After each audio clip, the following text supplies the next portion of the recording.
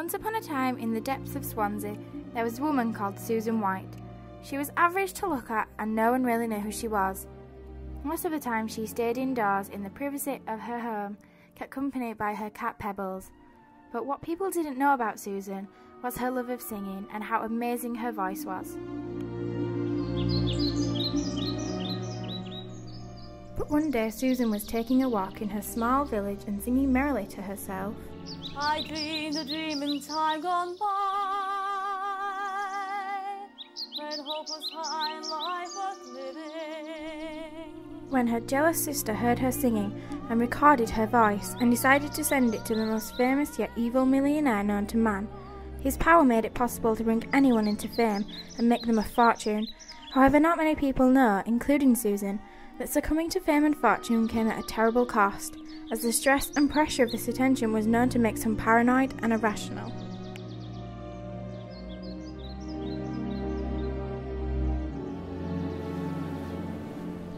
A few days later, somewhere along the coast of Barcelona, Sorcerer Cowl was taking his hourly gaze in the mirror.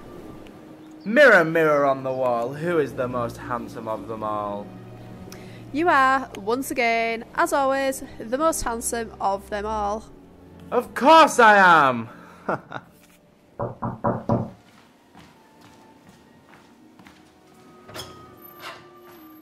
Package for Mr. Cowell. Thank you, now clear off. 3 days later, Susan White got an unexpected call from the man himself, Sorcerer Cowl.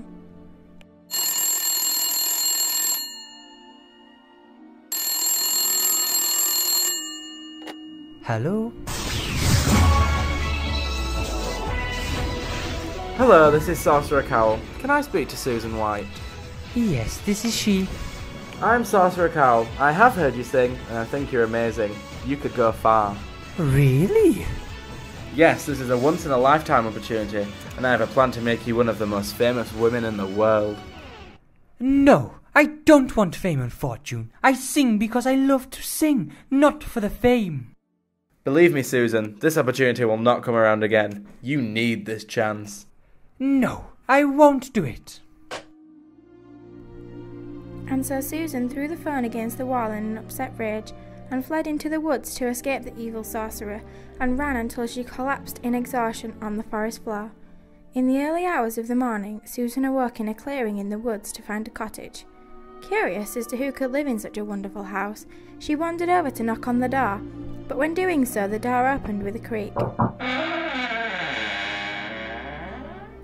Susan walked into the little cottage, curious as to who lived there. Hello? But nobody was home, and so Susan, assuming that the cottage was abandoned, cleaned up a little bit and fell into a deep sleep on one of the beds. Hours later, she was awoken by 7 faces hovering over her bed. Who are you? I'm Susan White. I'm sorry, I thought this house was empty. Who are you? We're a dance group called Divergence. We live here. Oh, how lovely. I love to sing, but I'm being tricked into fame by the cruel sorcerer Cowell, who is trying to get me to be famous by auditioning on one of his talent shows. Oh no, he sounds terrible. Oh yes, he rung me up and told me it was a once-in-a-lifetime chance and that I need this opportunity to be a famous singer. Could we hear you sing, Susan? Of course. I dreamed a dream in time gone by, when hope was high and life worth living. Wow! You're amazing. Maybe you should consider this talent show. You really are a good singer. You think? Oh yes! Would you like a cup of tea, Susan? Oh yes, that would be lovely. Thank you. There you go. Do you always have to dance whilst you move? Oh yes!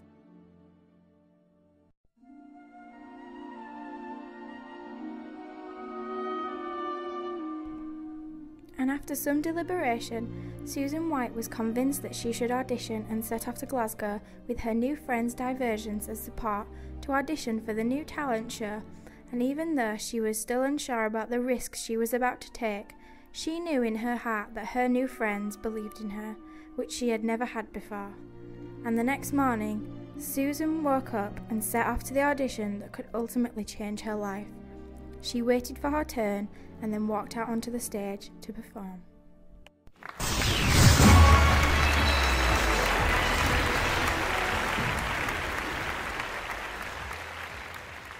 I am Susan White, and I am here to sing for you today.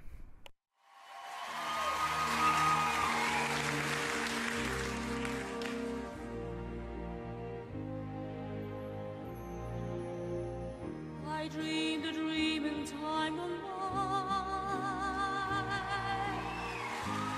Inside life worth living.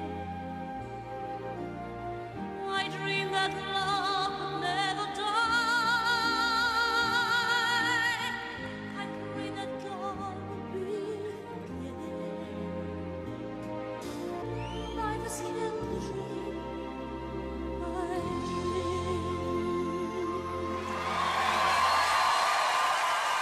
That was astounding. You're a little tiger, aren't you? Phenomenal. Absolutely phenomenal.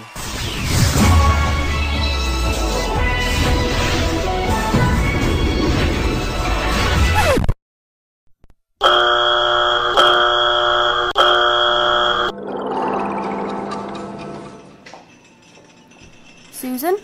Hello? Are you awake? Susan! Huh? Susan, it's time to get up. Huh? Where am I? You're in a rehabilitation clinic, Susan, remember? You were admitted last night? Oh, Look, here's the paper. diversions? Yes, they beat you in the talent contest. Are you alright, dear? Yes, I'll be fine, I think. Good. Just get some rest and the doctor will be in here shortly to check up on you. Susan? Yes? I'm Dr. Morgan, and I just wanted to check on you and see how you were doing. Yes, I am feeling much better now, thank you. You're quite charming, you know. Why, thank you. I'm sure you're going to recover in no time.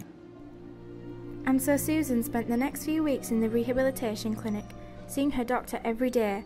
But what both of them didn't know was that they both fancied each other. On the last day of Susan's therapy, just as she was being discharged and no longer his patient, he leant in to kiss her. Oh, Piercy, baby. This led to the beginning of a beautiful relationship. Susan continued her love of singing with the support of her charming Paisley, and they made a lovely life together in the house, which was paid for by the OK magazine interview, driving the BMWs that were paid for by the television appearances, living the Z-list celebrity life of luxury, happily ever